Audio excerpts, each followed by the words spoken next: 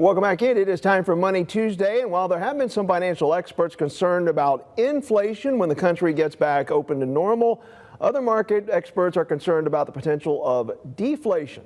Joining us this morning to talk more about that is Marshall Clay with the Welsh Group. He joins us by FaceTime. Good to see you this morning. Hey, good to see you, Mike. First, explain why now we're talking about deflation as a possibility, but also how people can protect themselves against it. Yeah, I would say that, look, the drumbeat of inflation is certainly very loud right now. And I think in the short to near term, I think we're going to see more inflation. But I think what investors should be doing is always thinking about sort of the next challenge that the market will face. And sometimes when inflation gets too far ahead of itself, it can create a deflationary environment.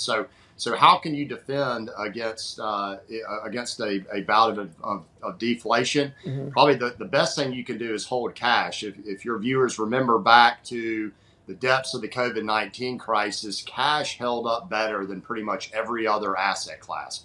Bonds, stocks, gold, all types of alternative investments were actually going down at the time. So holding cash during a period of deflation is certainly a good thing to do. The second thing I would recommend is, look, you know, when you're thinking about lending money to somebody in a really tough economic environment, you want to lend money to people that are very creditworthy. So companies that have very strong financial strength, you know, U.S. Treasuries, things of that nature. And then finally, if you have to be in the stock market, you know, investing your money in more defensive oriented stocks. And so what I mean by that is only invest your money in companies that provide goods and services that people need, really, regardless of the economic environment. Now, Marshall, I want to be clear now, obviously, for folks who aren't investing in the market, but maybe they have a 401k where they can go in and reallocate and or diversify how their retirement accounts are going. Should they go in and dabble and kind of follow the advice you just gave?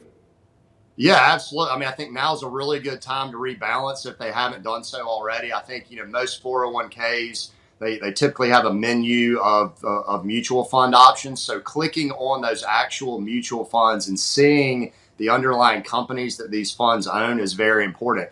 I think last year is a good example of a year where, you know, one sector of the economy really dominated, i.e. the technology sector.